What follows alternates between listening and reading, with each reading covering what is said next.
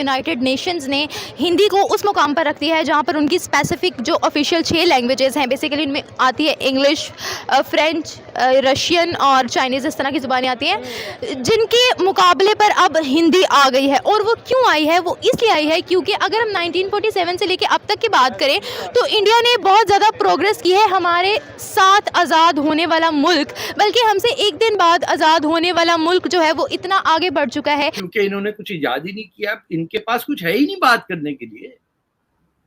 आपने 500 साल में किया क्या है, मुझे ये बता दीजिए।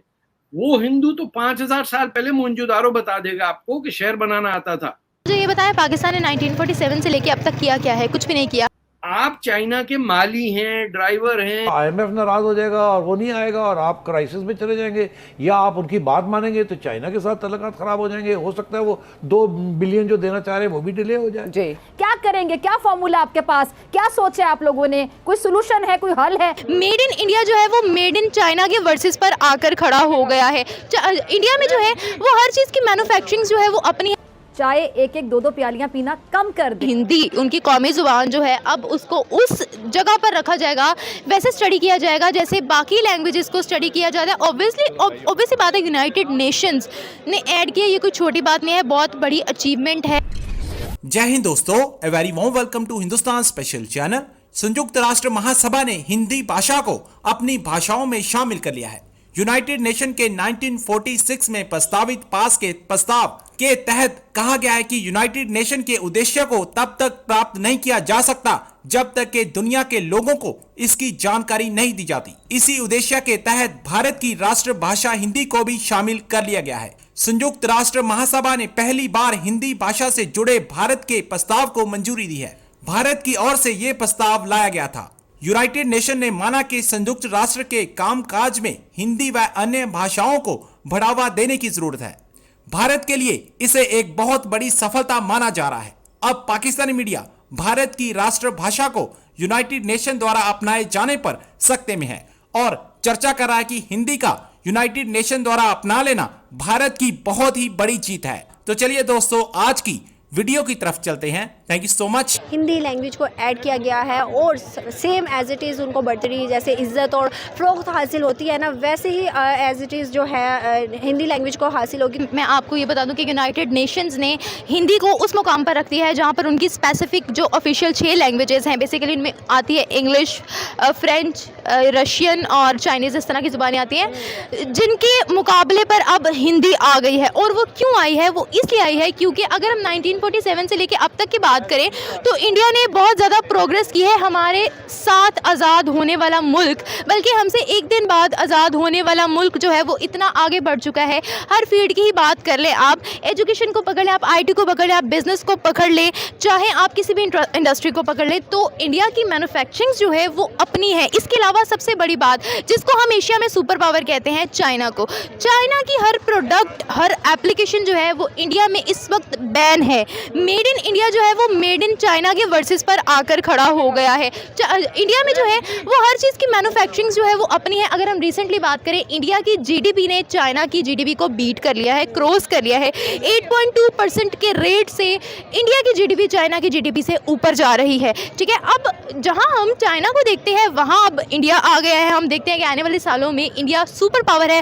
हर छोटी से छोटी चीज़ की मैन्युफैक्चरिंग उनकी अपनी। आप स्पेस में बात कर लें, आप डिफेंस के सेक्टर में बात कर लें, अग्नि 4 उनका एक अभी रिसेंटली मिसाइल जो है वो लॉन्च हुआ है जो कि बहुत ही ज़्यादा स्ट्रॉन्ग है। उसके अलावा स्पेस के सेक्टर में देख लें, अपने उनके सैटेलाइट्स हैं, अपना उनका स्पेस स्टेशन है। इसके अलावा अगर बात की जाए अमेरिका की, US जो कि सुपर पावर है, नंबर 1 पे है, उसका business partner, number 1 trade partner जो है वो इंडिया है। चाइना कहीं पर भी नहीं है, इंडिया हर जगह है। अगर आप टेक्नोलॉजी की बात करें, गूगल, सुंदर Pichai, CEO Indian, YouTube, Twitter की बात करें, उनके CEOs भी जो हैं वो इंडियन है। क्यों? क्योंकि वो लोग इस वक्त जो है हर सेक्टर में हमसे आगे जा रहे हैं और ये उनकी मेहनत का नतीजा है। यूनाइटेड आप मुझे ये बताओ कि इस तरह का फ्रॉक जो है वो कभी पाकिस्तान को नहीं मिला।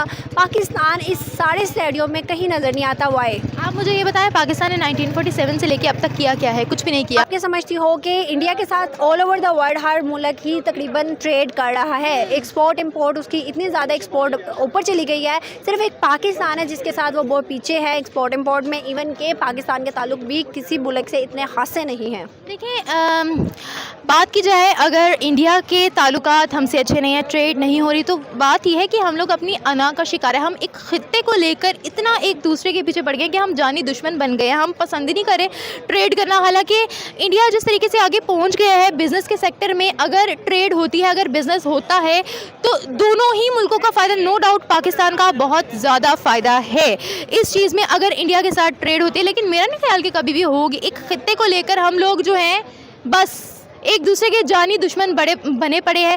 हमें शुरू से वो कहते हैं ना एक इंस्पिरेशन हासिल करना, वो हम नहीं हासिल कर सकते। हम तो ये तक नहीं एक्सेप्ट कर सकते यहाँ खड़े होके कि हमारा नेबरिंग कंट्री जो है वो इतना आगे निकल गया है। इस चीज़ का इम्पैक्ट तो बहुत ही अच्छा पड़ा। हिंदी उनकी कौमी ज़ुबान जो है अब उसको उस जगह पर रखा जाएगा, वैसे स्टडी किया जाएगा जैसे बाकी लैंग्वेजेस को स्टडी किया जाता है। ऑब्वियसली बात है, यूनाइटेड नेशंस ने ऐड किया, ये कोई छोटी बात नहीं है, बहुत बड़ी अचीवमेंट है। और अब जिस तरह से हिंदुस्तान अपने आप को प्रमोट कर रहा है, अच्छा अगर मैं बात करूँ ना बाइडेन की, ऑस्ट्रेलियन पीएम की, जापानीज़ के पीएम की, तो उन्होंने नरेंद्र मोदी जो कि प्राइम मिनिस्टर हैं इंडिया के, उनको बहुत ज़्यादा अप्रिशिएट किया कि अपनी कंट्री के लिए बहुत अच्छा काम कर रहे हैं। आप चाइना के माली हैं, ड्राइवर हैं सर, अगर ये चाहते हैं कि इनके रिलीजन की इज्जत हो तो ये दूसरे के रिलीजन की इज्जत क्यों नहीं करते? नहीं, क्योंकि इन्होंने कुछ इजाद ही नहीं किया, इनके पास कुछ है ही नहीं बात करने के लिए।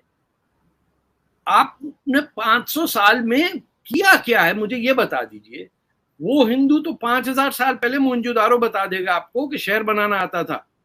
आप तो रेगिस्तान से आए हैं जहाँ लकड़ी नहीं होती थी, जहां कहते 5 वक्त का वजू करो, और अब पानी नहीं था, 5 वक्त का वजू कौन करता था?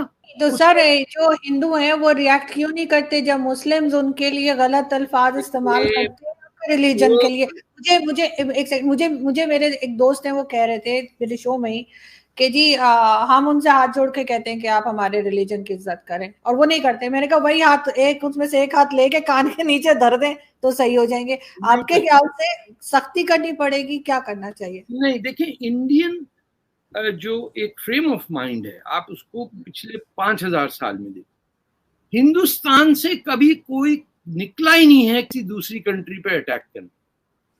दुनिया में हर कोई अपना लेके दंदनाते, मंगोल हो या अमेरिका हो आज का, या आप कहीं का देख लीजिए, फौजें लिए भाग रहे हैं, इससे हमको ये भी चाहिए वो भी चाहिए।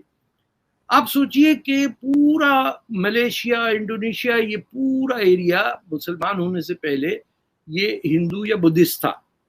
वहां कन्वर्जेंस हुई, वहां कोई फौजें नहीं गई, लोग बहुत, वो अब भी अपने हिंदू एंसेस्ट्री की रिस्पेक्ट करते हैं। गारुदा एयरलाइंस है, उनके करेंसी के ऊपर गणेश हैं, कोई कॉन्ट्रडिक्शन नहीं फील करते, उनकी जबानें, कल्चर मिली हुई हैं। हमारा एटीट्यूड ये है कि हम अपने आप को गाली देते हैं।